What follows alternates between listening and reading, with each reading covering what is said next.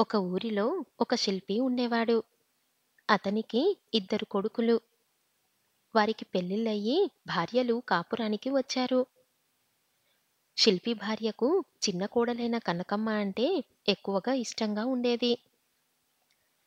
కనకమ్మ కూడా అత్తగారంటే ఎంతో ప్రేమాభిమానాలు, భయభక్తులు కలిగి ఉండేది. పెద్ద కోడలు శారద అత్తగారంటే నిర్లక్ష్యంగా ఉండేది. కొంతకాలానికి శిల్పి భార్య చనిపోయింది.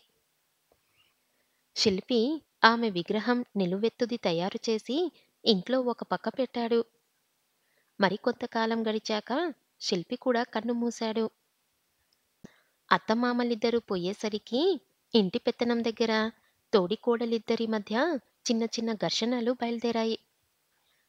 ఈ ఘర్షణలు లేకుండా చేసుకోవటానికి అన్నదమ్ములిద్దరూ కూడబలుకుకొని ఇంటిని రెండు భాగాలుగా విభజించుకొని నివసించసాగారు. రెండు భాగాలుగా మధ్య ఉన్న గదిలో శిల్పి భార్య విగ్రహం పెట్టారు. ఆ విగ్రహం గురించి అన్నదమ్ములేమి పట్టించుకోలేదు.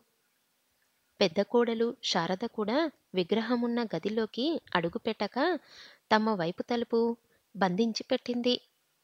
కాని కనకమ్మ అత్తగారు పోయిన దగ్గర్నుంచి ఆ విగ్రహాన్నే అత్తగారులా చూసుకుంటూ విగ్రహానికి నమస్కరించి పూలు పెట్టి ఆశీర్వదించండత్తయ్యా అని దండం పెట్టుకునేది.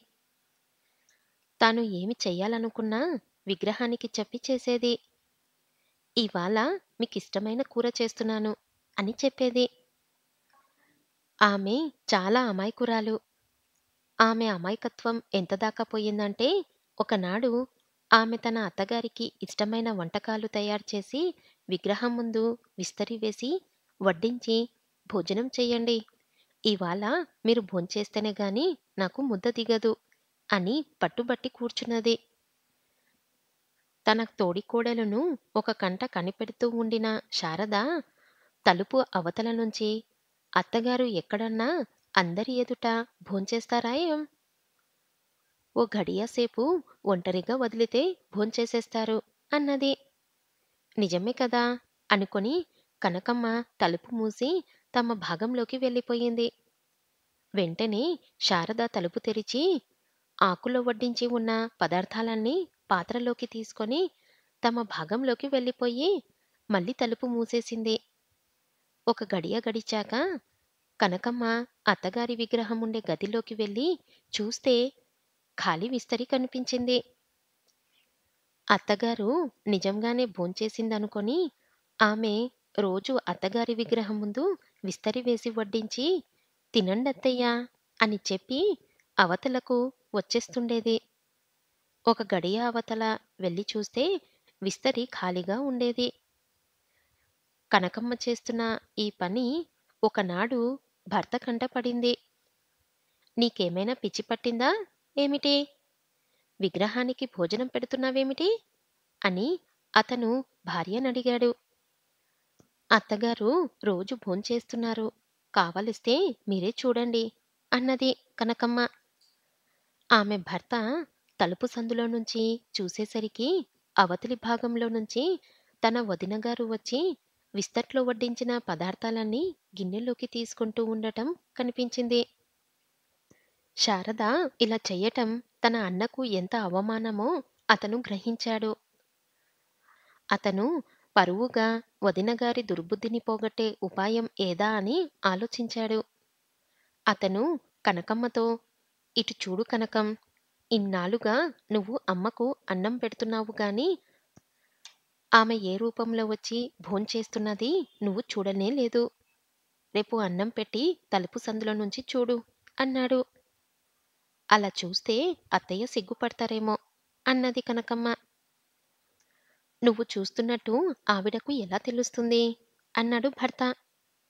కనకమ్మ తృప్తిపడి మర్నాడు అత్తగారి విగ్రహం ముందు విస్తరి వేసి వడ్డించి తలుపులో ఉన్న సందుగుండా లోపలికి చూసింది. ఆమెకు శారద కనపడింది. కనకమ్మ ఆశ్చర్యపోయింది. తన అత్తగారు తను పెట్టిన భోజనాన్ని తన తోడికోడలి రూపంలో వచ్చి భోజనం చేసి ఇద్దరు కోడళ్లకు న్యాయం చేస్తుందన్నమాట. ఆవిడ ఇంటి పెద్ద కోడలి రూపంలో రావటం కనకమ్మకు చాలా ఉచితంగా తోచింది. ఆమె శారద వద్దకు వెళ్ళి, అక్కా, నువ్వెంత అదృష్టవంతురాలివి! అత్తయ్య నీ రూపంలో వచ్చి భోంచేస్తున్నారు. ఇక మీద నేను నిన్ను అత్తగారిలా చూసుకుంటాను అన్నది. శారద ముఖం కందిపోయింది. కనకమ్మ నిజం తెలుసుకొని తనతో వ్యంగ్యంగా మాట్లాడుతున్నదని అనుకొని ఆమె విగ్రహం గదిలోకి రావటం మానేసింది. తాను రోజు వడ్డించే భోజనం అత్తగారు తినటం మానేసిన సంగతి గమనించి, కనకమ్మ, నేను తొంగి చూసిన సంగతి అత్తగారికి తెలిసినట్టున్నది. ఆమె భోజనం చెయ్యటం లేదు అని భర్తతో విచారంగా చెప్పింది. భర్త ఆమెకు అసలు విషయం చెప్పి ఊరడించాడు. శారద తనకు ముఖం చూపించటానికి సిగ్గుపడుతుండటం గమనించిన కనకమ్మ తన భర్త చెప్పినది నిజమేనని గ్రహించింది.